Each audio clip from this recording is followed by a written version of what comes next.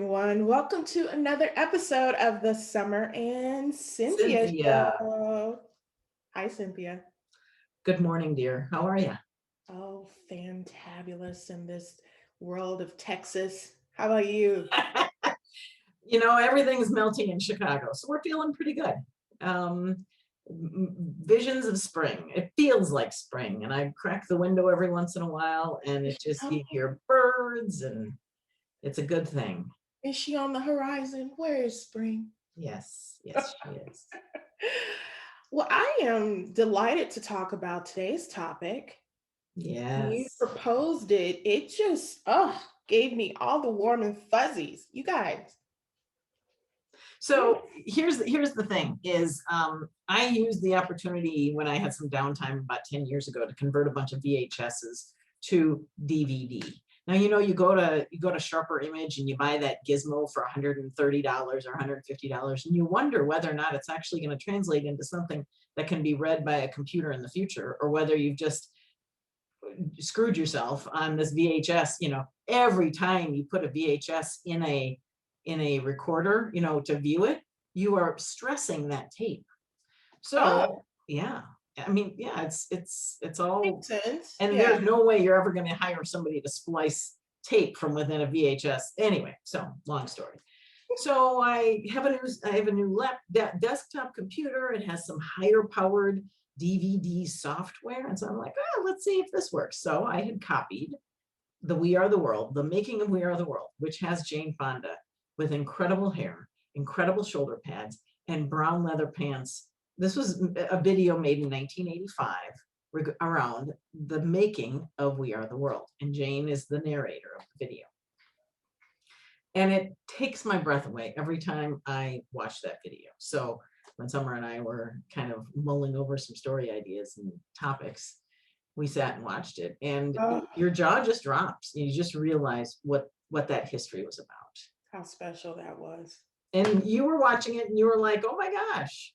Oh my goodness. It immediately, and we will have the link to the video. Just, I remember seeing it as a kid. I remember singing it as a kid, not knowing the true impact of what that song meant and the words and the power and the influence and the resources that it was able to uh, garner.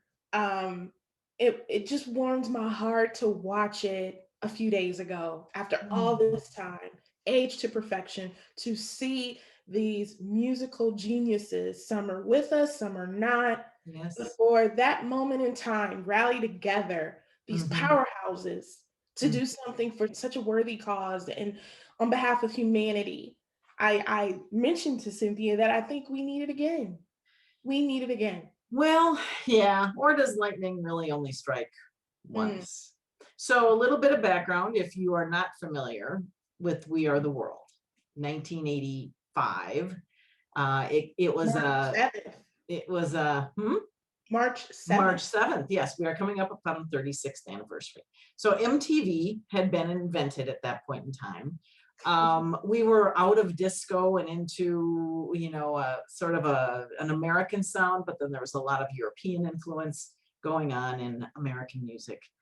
And in the headlines, Ronald Reagan was president, and there were headlines that white Americans, weren't paying a lot of attention to, and that was a famine in Ethiopia, Africa, on top of conflict, armed conflict, basically a war over not wonderful soil, not natural resources. This is just a war for sheer power over an impoverished, Yep. drought-stricken population. And people were dying. Millions of people were dying. And, it was also a time when we were turning down the hearing aid, or the president was turning down the hearing aid regarding HIV and AIDS. Um, Early science deniers, I guess, perhaps. Yeah. That famine and the food for another country should just go unchecked. And so it was not white people who came together and said, we need to find a way to get food to them.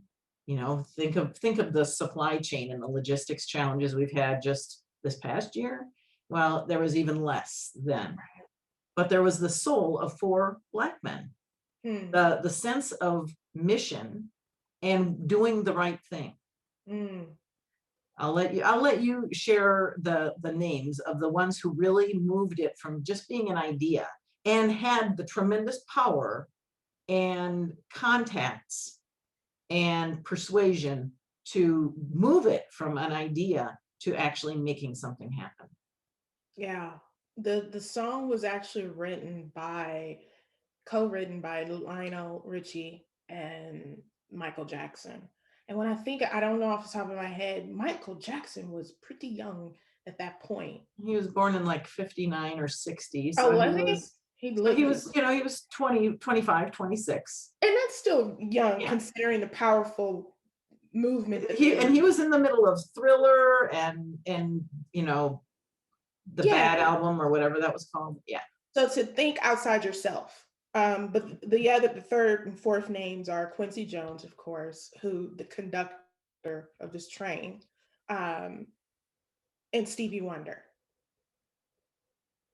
And you just at that point, what more can we say? Can it get even more greater? And when you start to see the faces of everyone singing, Hmm. only I think those four Hmm.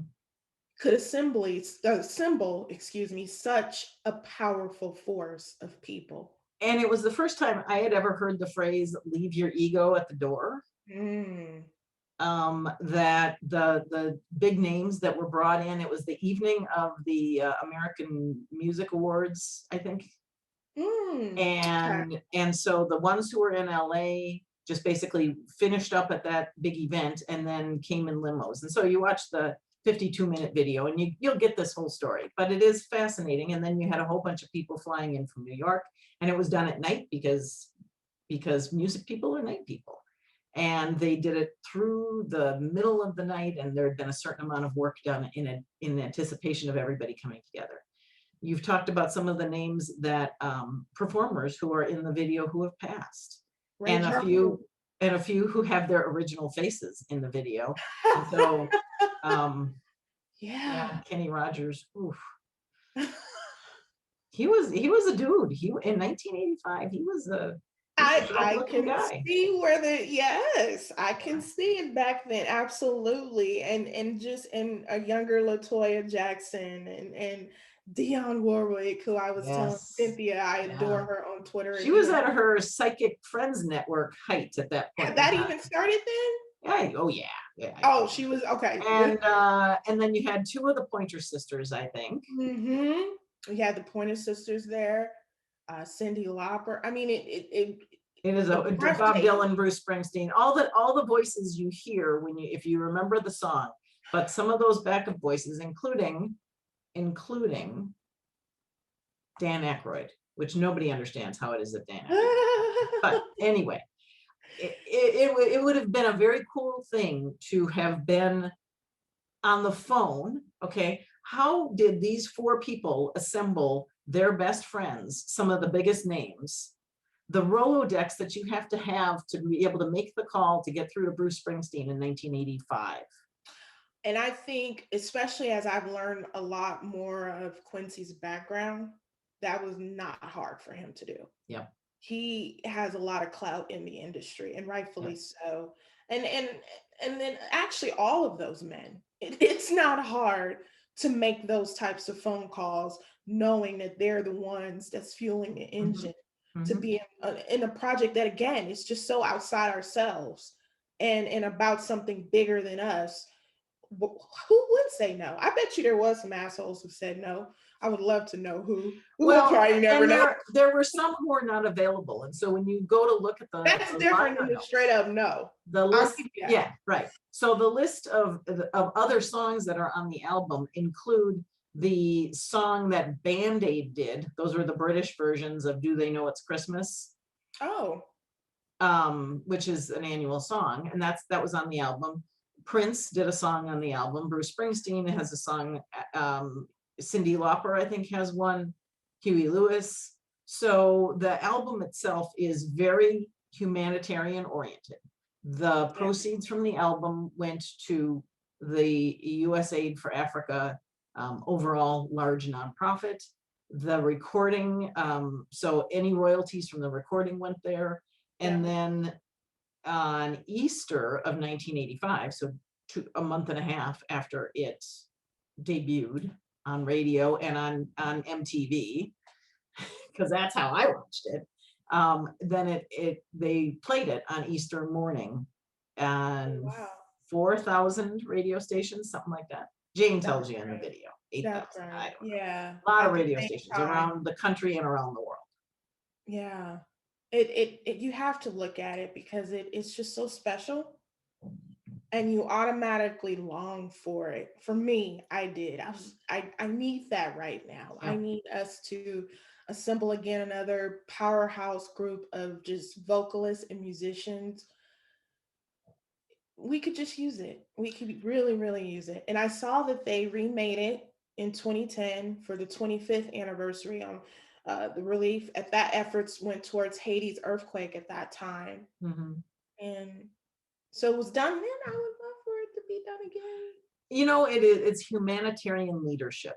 Exactly. And when we do have big disasters and crises happen, usually now our presidents step in a little bit, and Katrina, I think there was a 2 hour long music special. Right. So, it has sort of set a little bit of a format standard, but this one is breathtaking because, first of all, it was a population so far removed from these four men that the headlines were just continuous, almost daily throughout 1984, and nobody thought about it until these four had a conversation and said, we need to do something. You're gonna And do something. that's incredibly powerful. And yes, it was something extraordinary, but we can't discount anything that anybody is trying to do when they come to you and ask for assistance, that you have the power to make it into something even stronger. Yes. Yes. Wonderful story. Wonderful song. It's all available on YouTube. Some of the deeper stuff, Bob Dylan and Bob getting his sound right, and Cyndi Lauper and the fact that she was wearing too many jangly bracelets. Kim Carnes, a name you probably haven't heard of in a long time. It was definitely a hallmark of the 80s. Diana Ross, just to see Diana Mhm. Ross and Michael Jackson together is a treat. Yeah. But Stevie Wonder and Ray Charles, I mean, just some names that will remind you just how much talent Yeah. came together on a very special night. So I agree. Check it out, folks. that on its own could be soul candy, but we also have our own episode, our own section of soul candy.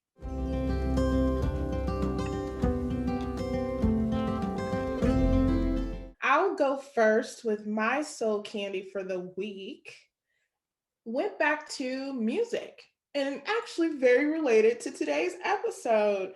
It specifically is a radio station on Apple Music, if you have it, called Uncle Snoop's Radio, or Uncle Snoop's Army Radio. Let me get this title right for you guys.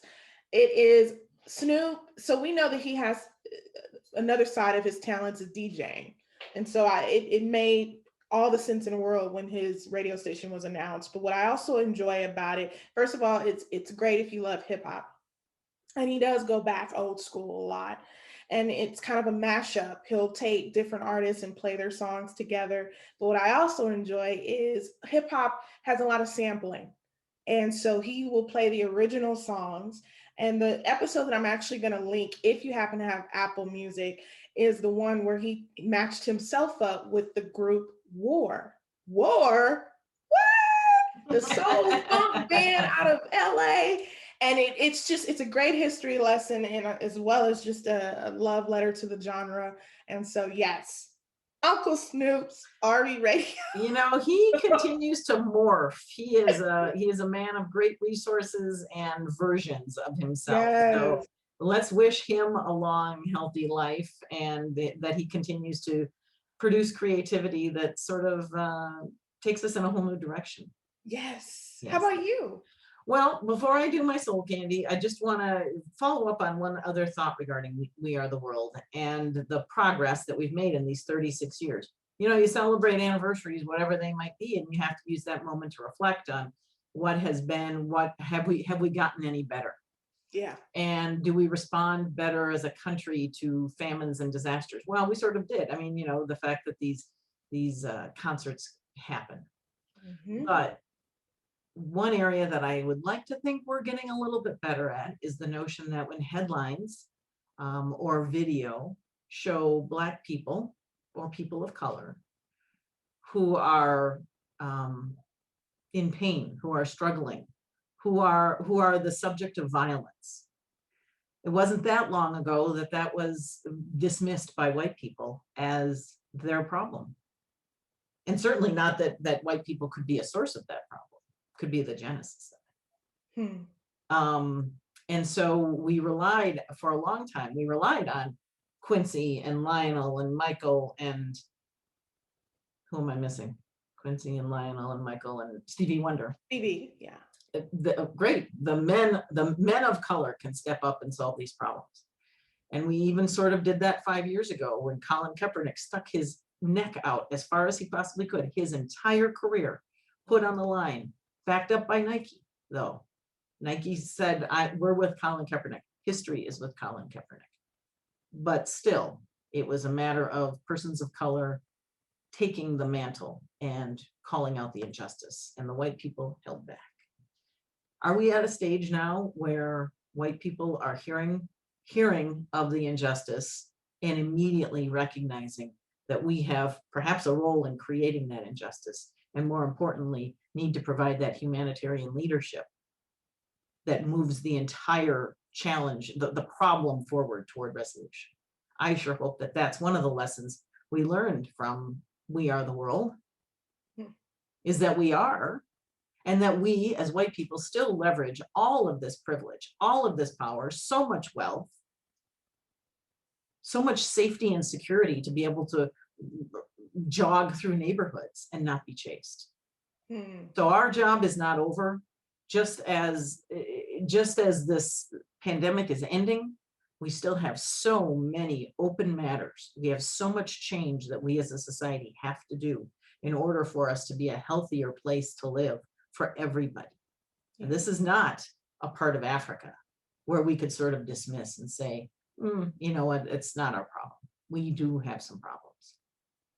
And we have lots of people who are willing to step in. So that was my soapbox. That was my Say it, sample lady. You soapbox. say it. Snaps.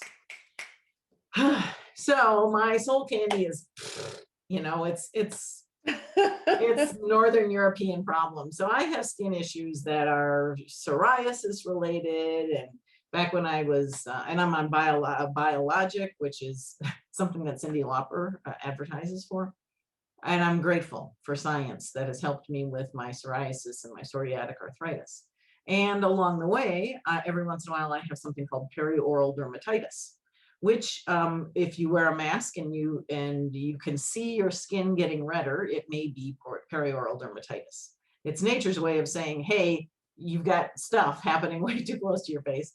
Your chin gets red, it might get itchy. So you take the opportunity to find a better moisturizer. I have found a product that has got some oatmeal in it and some Robios and some other products. And it's as natural as it can possibly be. You might also have to use like hydrocortisone to deal with the itch, but it's still red. And so I'm like, I need to throw more moisturizer at it. So on top of this new advanced formula skincare that I'm doing, I now put a layer of Vaseline on my face.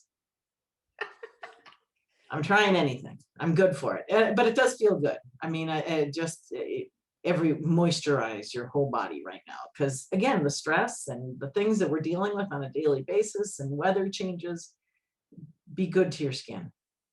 I was telling Cynthia when we were discussing her skincare regimen that Vaseline is just part of the black girl magic. Oh whoa.